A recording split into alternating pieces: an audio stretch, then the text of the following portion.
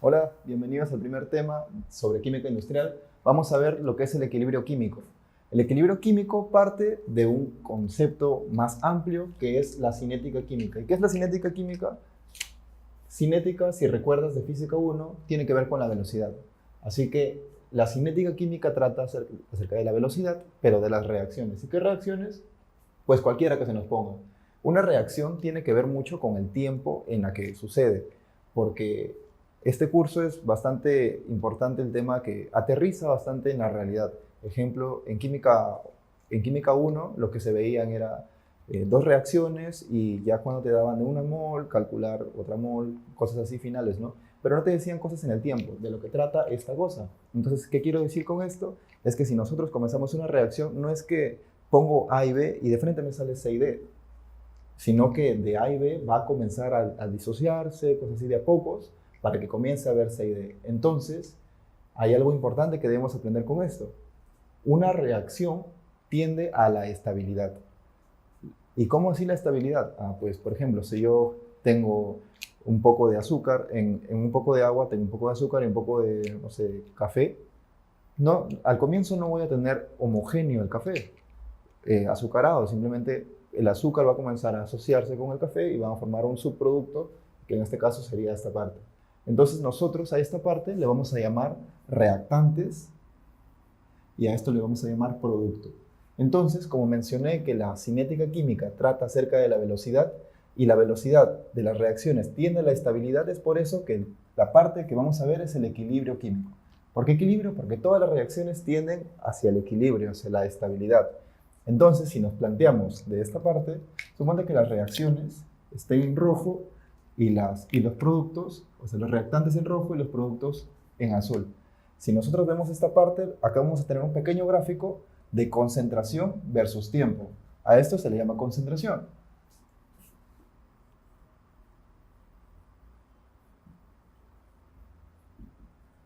La concentración, ¿qué es? Bueno, como su mismo nombre lo dice, ¿no? Algo concentrado. Ejemplo, tú puedes tener en la misma taza de café, está muy cargado, está muy suave, como pueden decir, ¿no? A eso se le llama concentración. Y nos referimos a muy cargado, muy suave, ¿sobre qué? Sobre el café, sobre el grano de café que le da el sabor. Entonces, a eso le decimos molaridad. La concentración está directamente relacionada con la molaridad. ¿Y qué es la molaridad? Pues es la concentración, pero viene de la palabra mol y se refleja en la fórmula N sobre B. ¿Y qué es N? Viene a ser la cantidad de moles.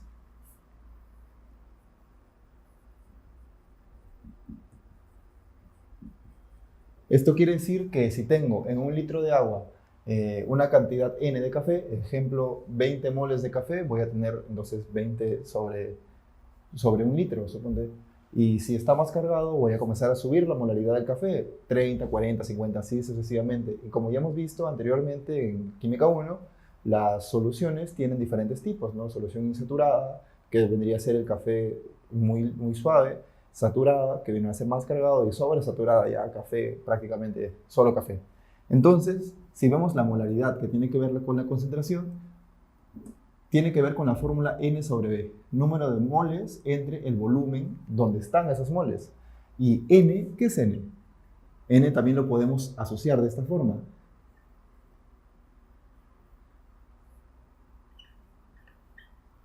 Si yo digo, tengo 20 moles de café, pero eso no me dice nada, pues puedo poner esto, ¿no?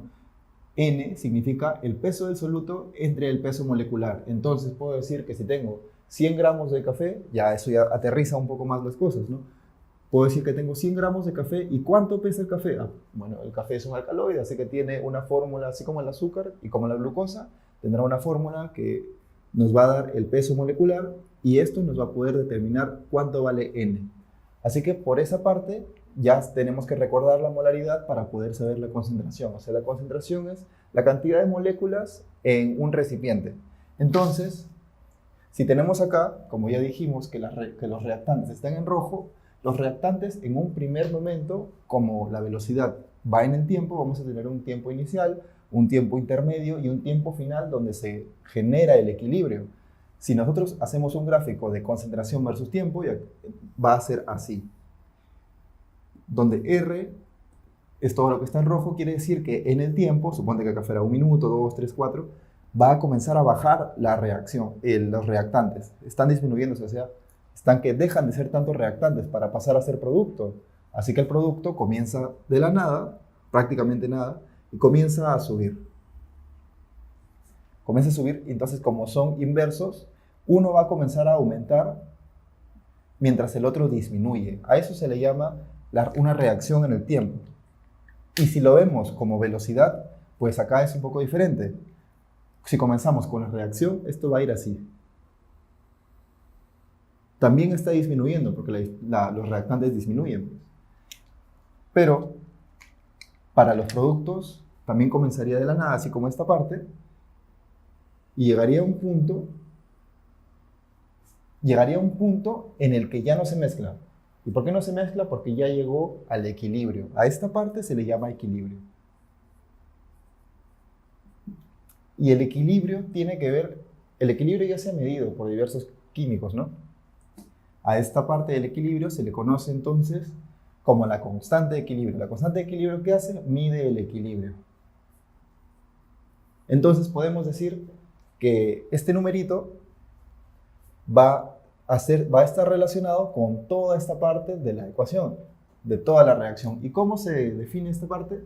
Pues viene a ser la concentración de los productos, en este caso C, por eso está la concentración de C, en este caso ahí la molaridad quiere decir N sobre B de C por a la C, o sea, al coeficiente de C, por D, al coeficiente de entre A, al coeficiente de A, por B, al coeficiente de B. Entonces esto quiere decir que va a ser productos entre reactantes. Es una fracción.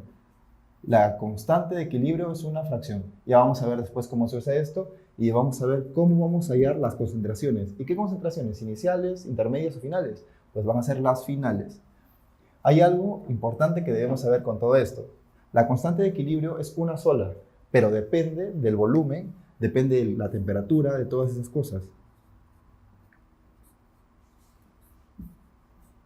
Y siempre es una sola dependiendo de la temperatura. Por lo tanto, hay un listado general, podemos decir, de constantes de equilibrio. Es enorme y tal vez no la tengamos hasta ahorita, pero que te puede decir de cualquier reacción con otra reacción. Ejemplo, si le pongo, no sé, agua más sodio,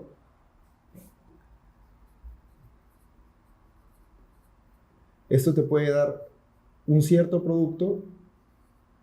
Entonces, este listado que dice, la temperatura aquí es a 25 grados. A 25 grados, si yo mezclo agua con sodio, K va a ser de 0.20 algo, 20x. Entonces, así como un montón, hay infinitas reacciones, por lo tanto van a haber infinitas constantes de equilibrio a cierta temperatura. Si yo le cambio la temperatura, la constante varía. Entonces, la constante de equilibrio ya sabemos que es una sola. Pero hay algo que también tenemos que saber. Hay diversas constantes a lo largo de toda la ecuación, a lo largo de todo el tiempo. Acá puede haber una constante 1, acá puede haber una constante 2, acá viene a haber una constante 3, aquí una constante 4, pero si nos damos cuenta en esta parte ya no varía. Por lo tanto, todo esto, desde aquí hasta acá, todas son las mismas, con K5 y así sucesivamente. Y todo eso es la constante de equilibrio. Para esta parte, entonces, cuando tengamos más ejercicios y veamos bastantes constantes y vemos después que nos dan una constante de disociación, una constante de equilibrio, vamos a saber si la ecuación tiende hacia la derecha o hacia la izquierda. Ese es el principio de Le Chatelier que vamos a ver de aquí en adelante.